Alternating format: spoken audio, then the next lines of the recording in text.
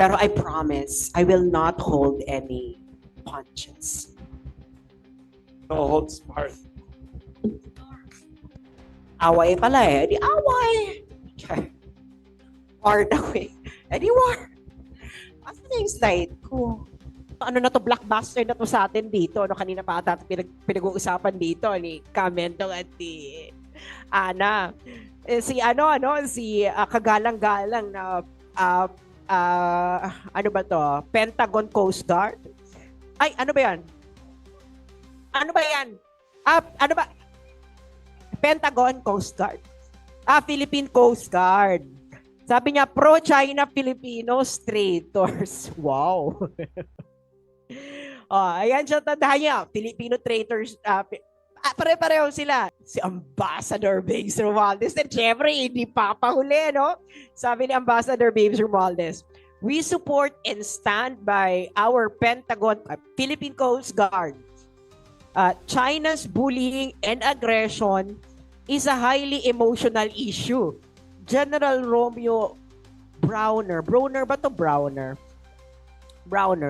Sabi niya, pag yung water cannons daw na bombahan ng tubig ng Coast Guard, Chinese Coast Guard ang Navy ship, pwede raw itong ma-interpret. How can I say this without laughing, no? Pwede raw itong ma-interpret as an act of war. Pero kami yung intellectually stupid, no? Okay. Why are you encouraging Filipinos to boycott Chinese products?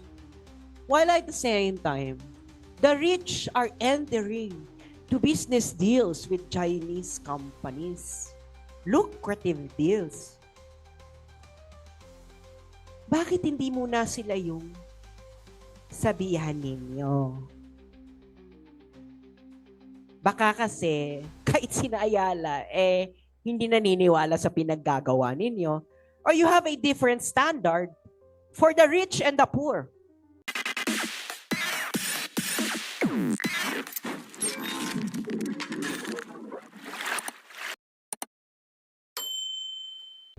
Hello? Yes. Okay. Okay pa ba kayo? Can I have my slides, please? Para medyo happy-happy naman tayo. Pero I promise, I will not hold any punches. No holds barred.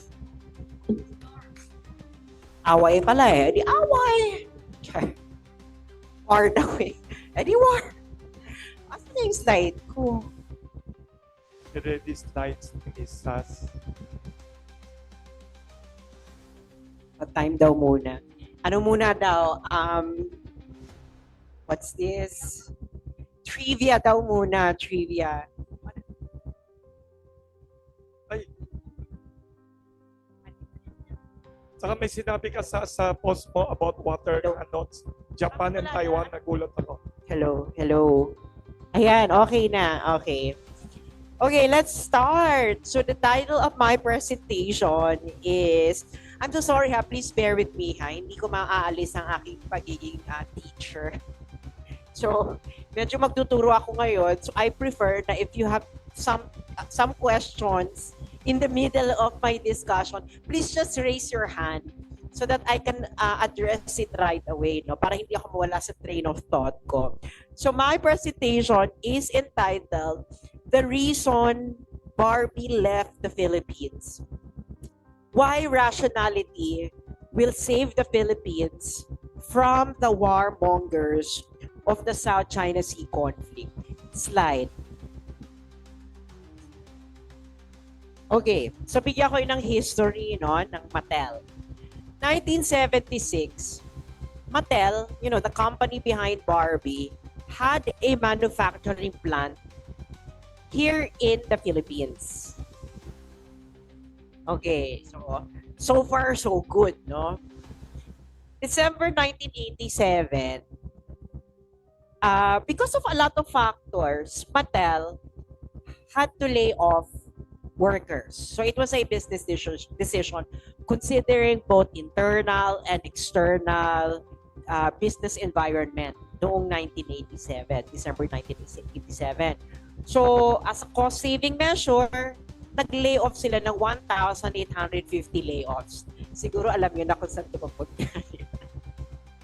So, well, hindi talaga siya maganda, no? Wala namang gustong ma-layoff, diba? And of course, we do believe that work is a right. So remember those words. So work is a right. So January 1988, nagkaroon ng workers blockade. So sinara nila yung Cainta plant nila, inilipat nila doon sa Pasig plant. So nagkaroon ng workers blockade.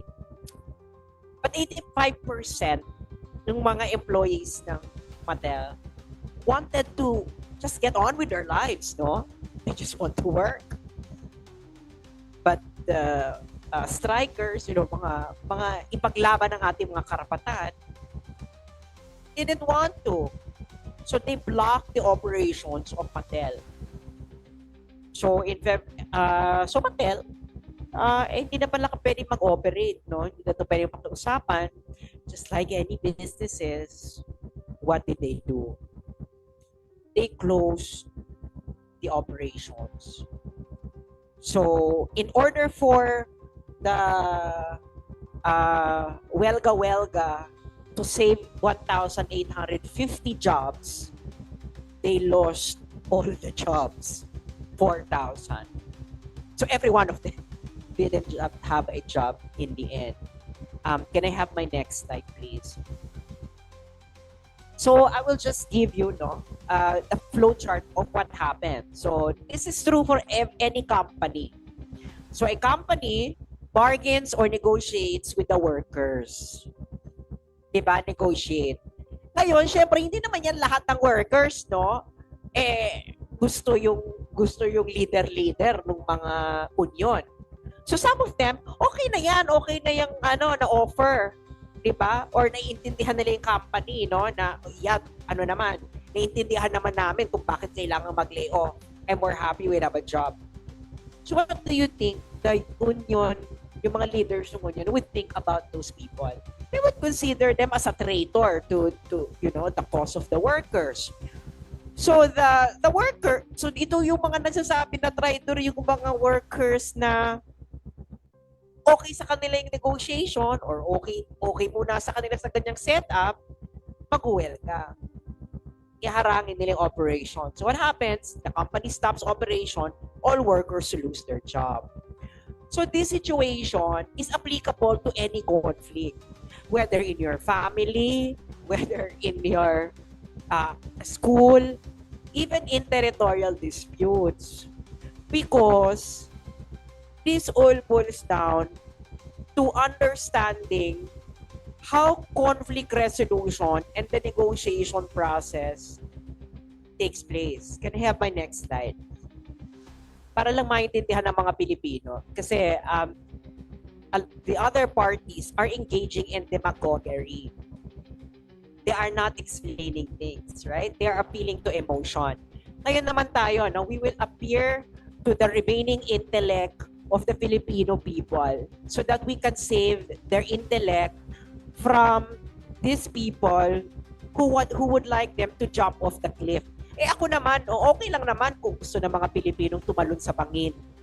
Ako lang naman dito, katulad namin dito, gusto lamang magsabi sa mga Pilipino na, guys, there's a better option than jumping off the cliff. Siguro naman, reasonable naman yun. No? Pero hindi naman kayo pipigilan. No? Kung gusto nyo silang sundin, tumalon kayo ng pangin, wala namang pipigil. No? Everyone is free to choose their own adventures in life. If they would like to jump off the cliff, just like the people being interviewed by the media would like them to do, they can jump off the cliff. But for us, we can just say to our countrymen, there's a better option. Okay. So this is how negotiation works. Okay. So makikita nyo dyan sa taas is of course the side of the party A, and the party B. Okay. So nakikita nyo doon, di ba, merong bottom line, ideal, bottom line, ideal. Okay. Of course, the ideal position, gusto mong makuha lahat ng gusto mo. And that is also true to the other party. That's just really realistic about it. They also want to have 100%. Now, if you enter a negotiation, you cannot have 100%. Okay. So ano yung space na kung saan makakakita kayo ng agreement? Ito yung tinatawag sa negotiation na zone of possible agreement or ZOPA. Yan, ZOPA. Okay. So the wider the space, mas maganda, no? Mas marami kayong maaagrihan. Ngayon, of course, meron kang bottom line position. Ito yung walk-off point mo. Okay? Na pag ito na yung narurok ko na ito para makapag-agree ako sa iyo, mag-walk out ako. Pero hindi ka basta-basta mag-walk out. Okay? Mag-walk out ka lang kung yung BATNA mo, okay? What does BATNA mean? It means best alternative to a negotiated agreement. BATNA. So kung yung kagustuhan mo ay makukuha mo outside negotiation, go ahead. Walk out of the negotiation. But if you can't, walking out of the negotiation is stupid. Because you cannot get it out outside of negotiation and you can only get it within a context of negotiation. Bakit ka mag-walk out? Diba? So I think itong ganitong understanding, no, pagpapaliwanag sa mga Pilipino, ay ayaw nila. Dahil meron silang agenda. Can I have my next slide, please? Ito ano na to, blockbuster na to sa atin dito. No, kanina pa ata pinag-uusapan dito ni Kamendong at ni Ana. Si kagalang-galang na ano ba to? Pentagon Coast Guard? Ay, ano ba yan? Ano ba yan? Ano ba? Pentagon Coast Guard. Philippine Coast Guard. Sabi niya, pro-China Filipinos traitors. Wow. Ayan siya, tandaan niya. Filipino traitors. Pare-pareho sila. Next slide. Hindi niyo ito nabanggit. Si Ambassador Babes Romualdez. And syempre, hindi papahuli, no? Sabi ni Ambassador Babes Romualdez, we support and stand by our Pentagon, Philippine Coast Guard. China's bullying and aggression is a highly emotional issue. So, emotional issue for patriotic Filipinos. So, it's a highly emotional issue for patriotic Filipinos. So, when they hear a few misguided, intellectually stupid people acting like China's apologies, justifying the reprehensible actions of Chinese Coast Guard and militia vessels in the West Philippine Sea, it really makes them feel so angry. It will not be surprising if it drives them to become a lynch mob. O nagtatawag na ng lynch mob, diba? Okay lang daw. Justifiable naman daw kung magka-lynch mob, no? The recent incident where the Chinese Coast Guard conducted dangerous maneuvers and sprayed water cannons at 2 Philippine boats, actually one lang to, no? Carrying rice, water, vegetable. Hindi yun yung for troops stationed at the BRP Sierra Madre and Ayungin Shoal. It's just another example of the relentless harassment and bullying that we have been facing for years. While China keeps professing that it wants to resolve maritime dispute through peaceful means, clearly its actions indicate otherwise. So tandaan niyo yung sinabi niya, intellectually stupid. Ano daw? Ano pa yan? Naintindihan naman daw niya kung yung mga emotionally patriotic Filipinos sumugod at maging lynch mob. Okay. Ay, hindi ko alam, no? I don't want to assume the intention, pero everything will become clearer later at kayo na lang humusga. And then suddenly, the AF the Chief of Staff of the Armed Forces of the Philippines, General Romeo Browner. Browner ba to? Browner.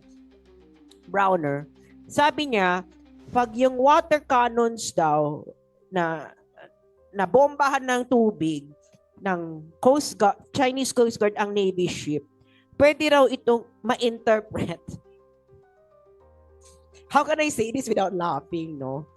Pwede raw itong ma-interpret as an act of war.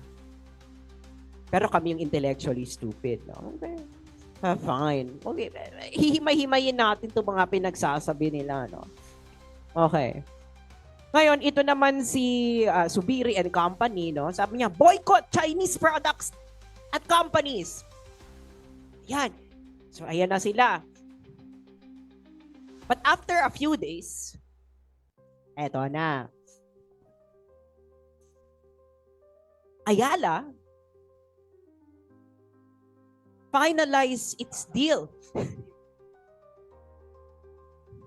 with the Chinese electronic vehicle brand BYD.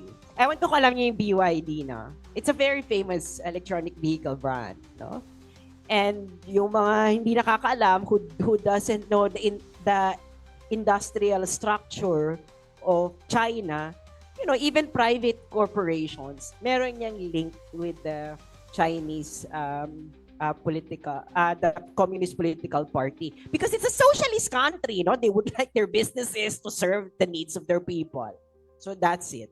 So, boycott Chinese products, blagadag. Ayala partners with Chinese EV brand BYD. Ayala. Ito si Jay Tariela, kamentong mention this. Recently kasi ito, meron siyang fellowship, no? Sa East-West Center.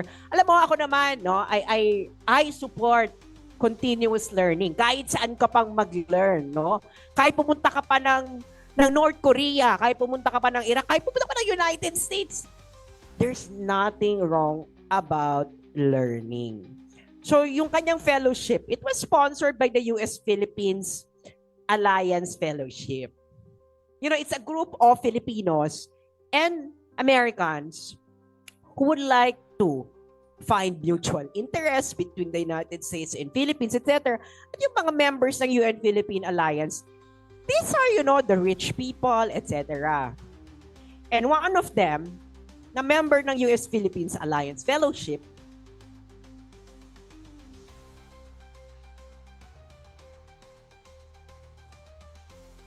I see. Can you go back to the previous slide?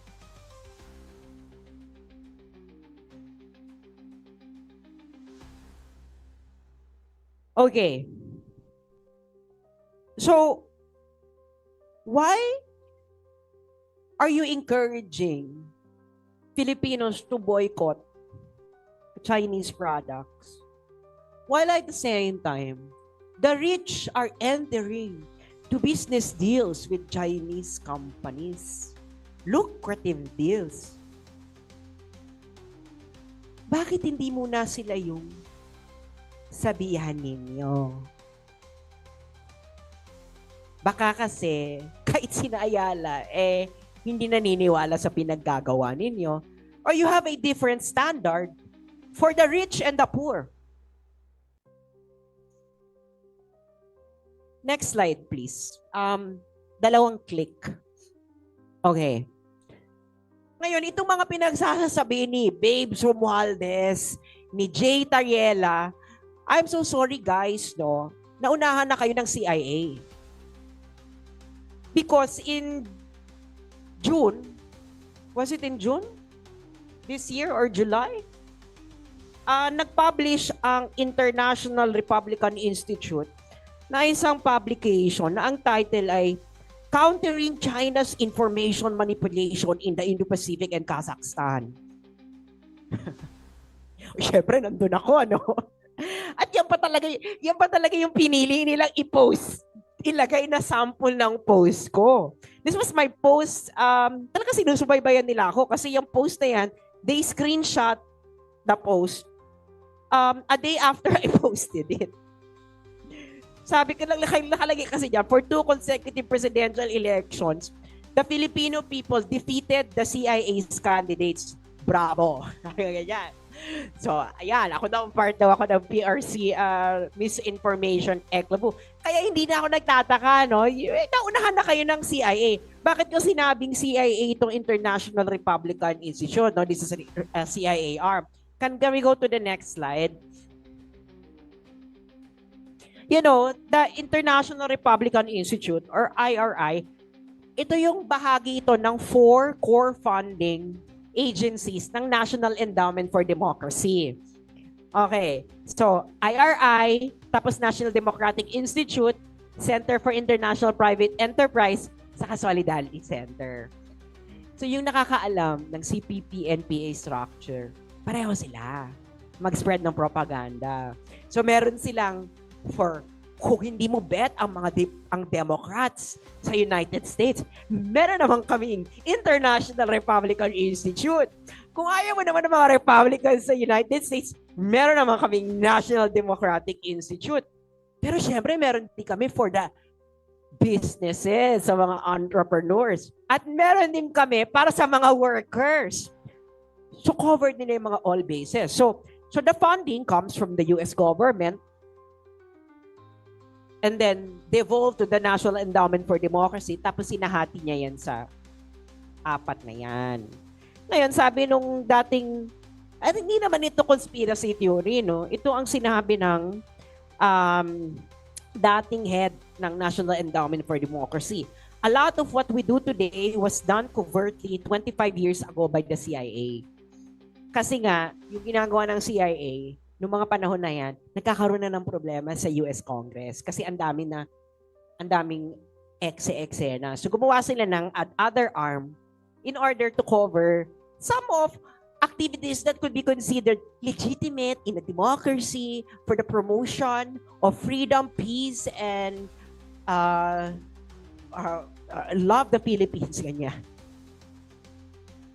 So, that is the context of their statement. Whatever they're saying right now is a continuation of the narrative of the US government. Can you have the next slide? Because right now, you know, you can Google this later. No? Go to YouTube. Sa Breakthrough News. Ito nangyayari sa United States right now. New witch hunt demonizes peace with China. So yung mga pro-peace na ayaw ng gera, gusto ng maayos with China, dinidemonize na ngayon sa United States. And we are continuing it in our country through these people. So, hindi siya nalalayo. Okay? Pero ang pinagtataka ko kasi, bakit sila concerned sa amin? Can we go to the next slide? Comment, I'm so sorry, you know, I have to deviate from your analysis of the survey. This is the survey from Okta. Actually, medyo magulo ito, no? Just recently lang ito, July 22 to 26, Okta. So ang question is, ano ba yung measures na to be prioritized by government to address the conflict in the West Philippine Sea? 70% ang sabi is, assert the Philippines' territorial rights through diplomacy and other peaceful methods. Pero at the same time, 65% say na assert the Philippines' territorial rights through military action. 61% sabi modernize, so military again. And then the next one, conduct joint maritime patrol and exercise with allied countries, 40%. So all of them are actually the narrative of these people. Ibig sabihin, majority na yung mga tao naniniwala sa inyo. Ito yung gusto ninyo, ito yung gagawin natin. Yun ang gusto nila. Naman yung gusto naman natin na anak, Mentong, no? Alam mo kung ilan lang. 19%. So only 19% of Filipino believes in shelving dispute for joint economic development of the area. 19% lang kami. So bakit kayo concerned sa amin? Oh, 65% pala ng mga Pilipino gusto ng gera. 19% nga lang kami na ayaw eh. Diba? Yung 70% na Filipinos would like to assert territorialized diplomacy and other peaceful methods. I think this is kind of difficult, no, to interpret. Kasi maybe Filipinos, the way they understand diplomacy might be the way mainstream media is presenting it.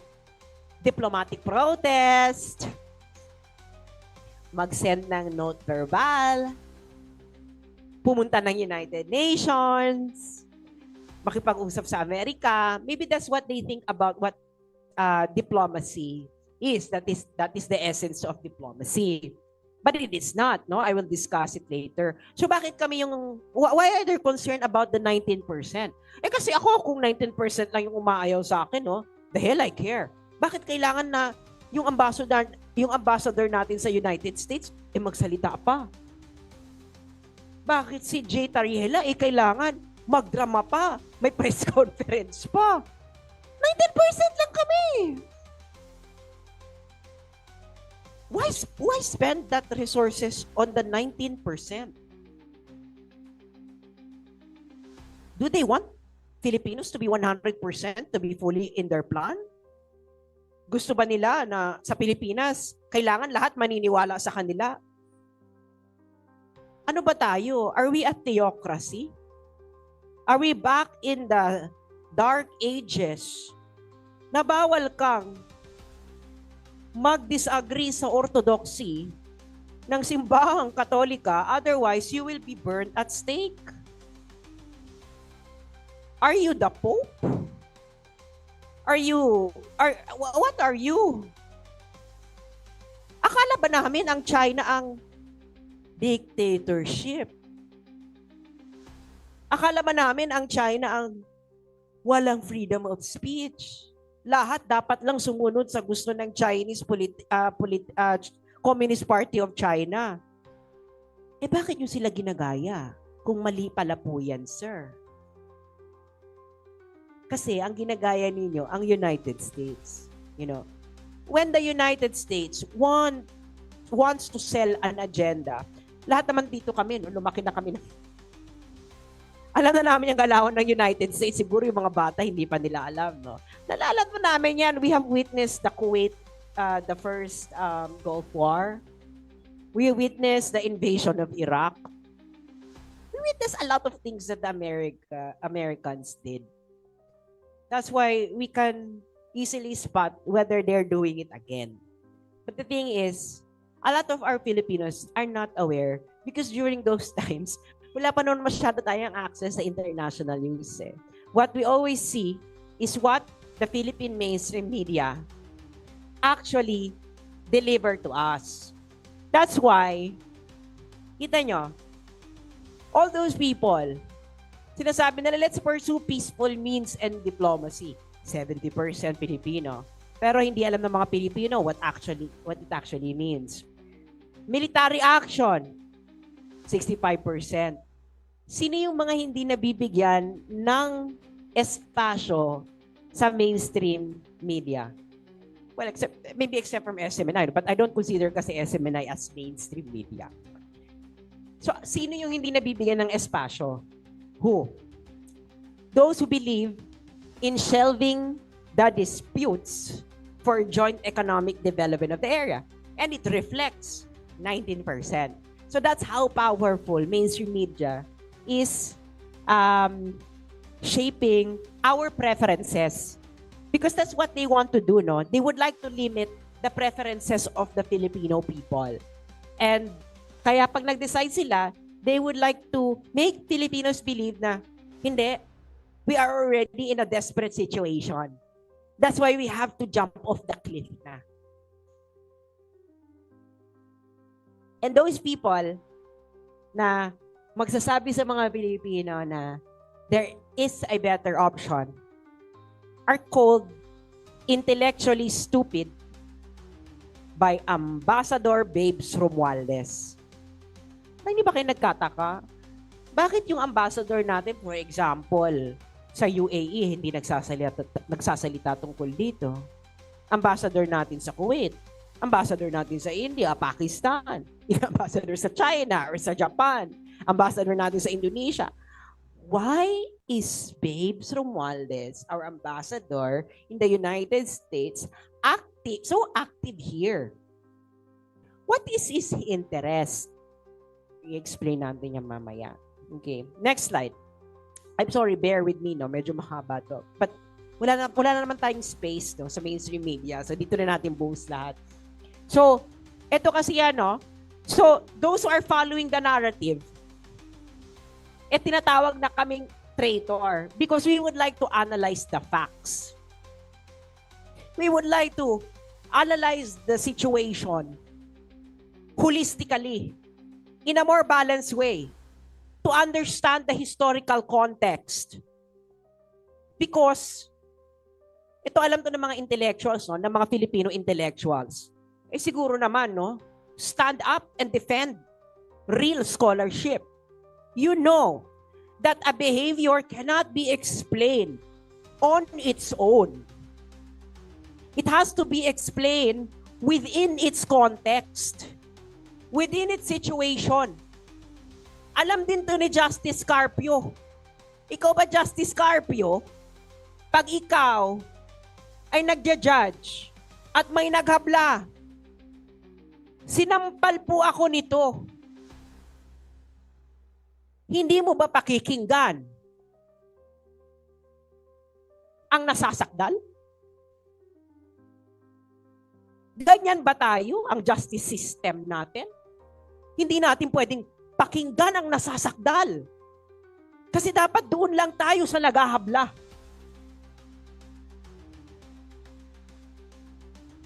Matatalino naman itong mga to eh. Supreme Court Justice nga ito eh.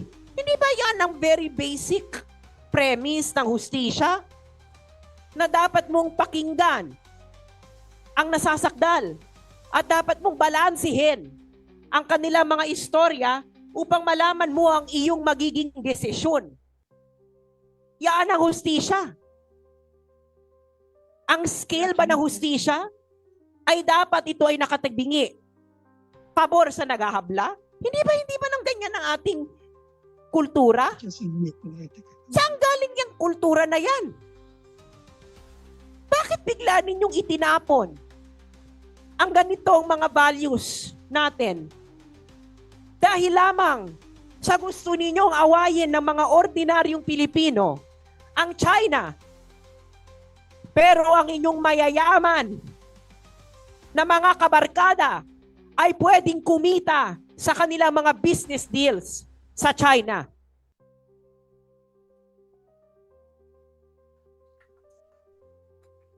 Ipaliwanag nyo nga ito sa amin.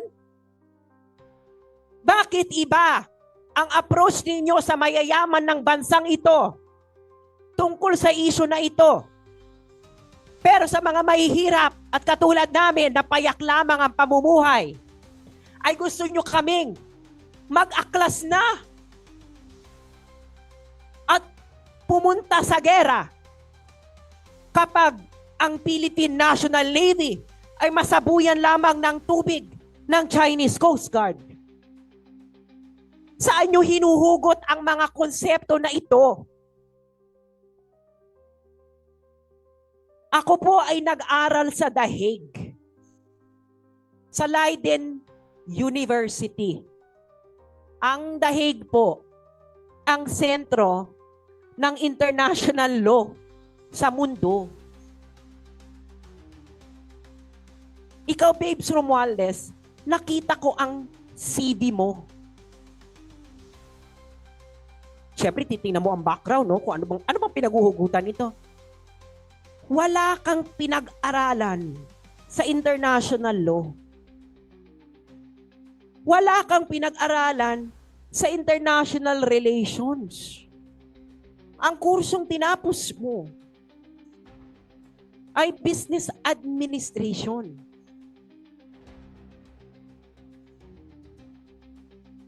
So ako rin naman, Babes Romualdez, nagtapos din ako ng kursong business administration sa human resource management lamang, no? Sa Open University of Hong Kong.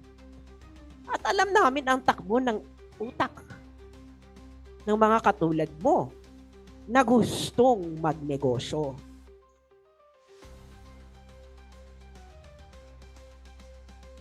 Si sino ba ang unang mamamatay sa gera?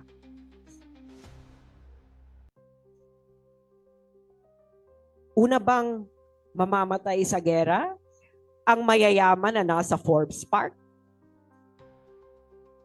O ang mga mangingisda na ginagamit ninyo para sa inyong personal na agenda? Ayaw nyo kaming magsalita dahil kapag kami ay nagsalita at marinig ng mas marami pang tao,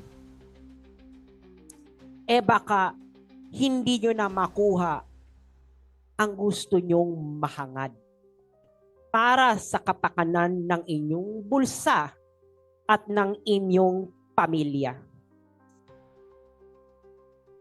Ano ba ang sinabing primary issue ng mga Pilipino ngayon? Gutom. Mataas na presyo ng kuryente. Korupsyon sa gobyerno.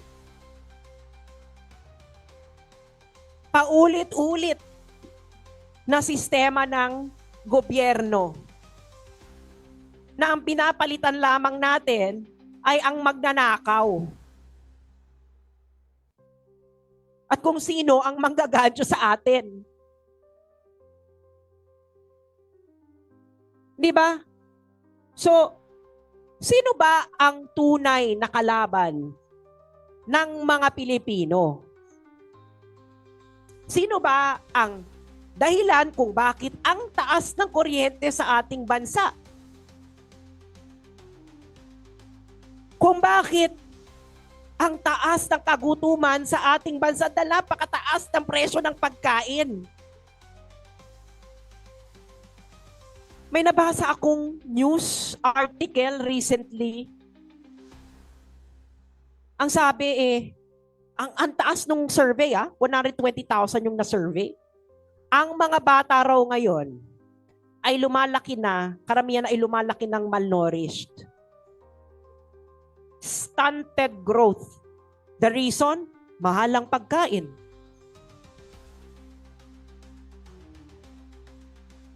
Bakit? Bakit gusto nyo kaming magalit sa nagsaboy ng tubig sa Philippine Coast Guard? Pero ayaw nyo kaming magalit sa inyong nagsasamantala sa Pilipinas mula nung panahon pa ng Spanish colonization. Kayo rin naman yung mga pamilyang kumita ng Spanish colonization, American colonization, panahon ni Marcos, panahon uli ni Marcos. Hindi ba tama yan? Mali ba yan? Sasabihin kami ni Babes Romualdez, Diyos ko day. Diyos ko, Babes Romualdez. Alam ng mga Pilipino ang karakas ng mga Romualdez sa bansang ito. Napakayaman ninyong mga Romualdez, pero tingnan ninyo ang inyong probinsya. Yan ba ang pinagmamalaki ninyong moralidad? Na kayo ay dinidisplay ninyo ang yaman ninyo sa sanlibutan, pero ang mga nasasakupan ninyo ay walang makain? Kahit kapitalista, mahihiya sa inyo. Dahil hindi capitalism ang inyong ginagawa. Ang ginagawa ninyo ay pandarambong sa bayan.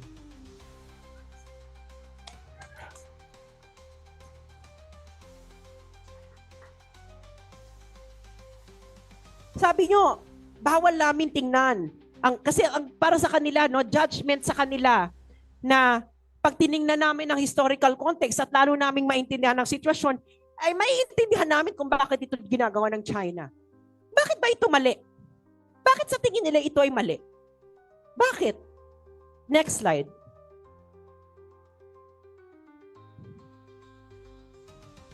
Ito ay si Justice Radha Binod Pal. Siguro hindi ito ay nakikilala.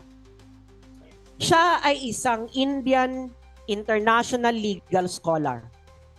Siya ang nag-iisang dissenting opinion sa International Military Tribunal for the Far East. Ito yung tribunal laban sa Japan, sa mga military officers ng Japan.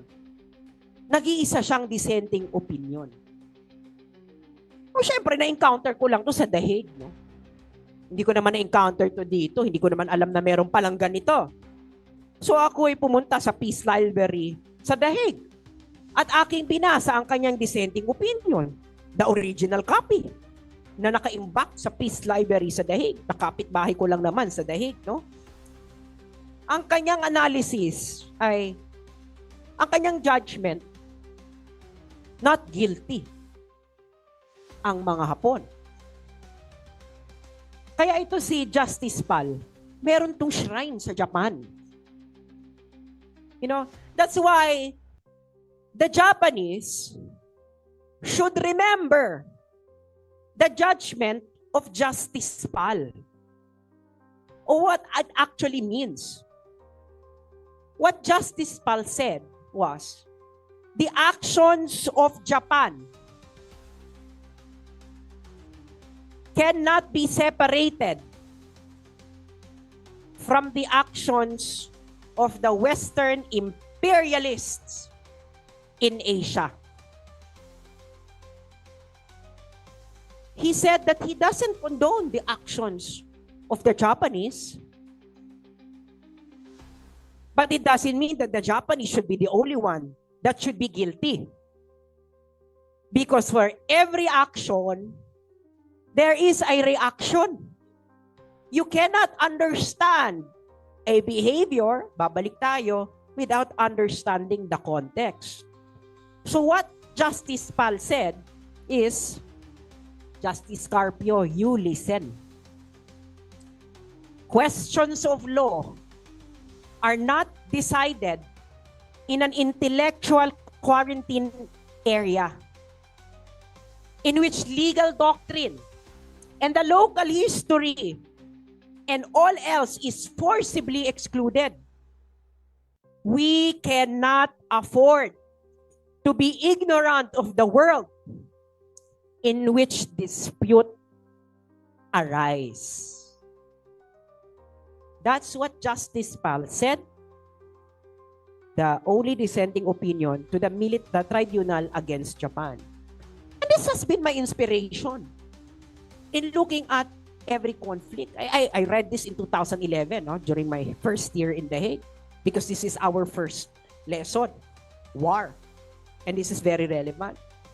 So you cannot understand the Ayungin initial incident by just looking at that particular moment. You'll have to learn the history, okay, of the conflict and the history that produced the conflict itself. Next slide.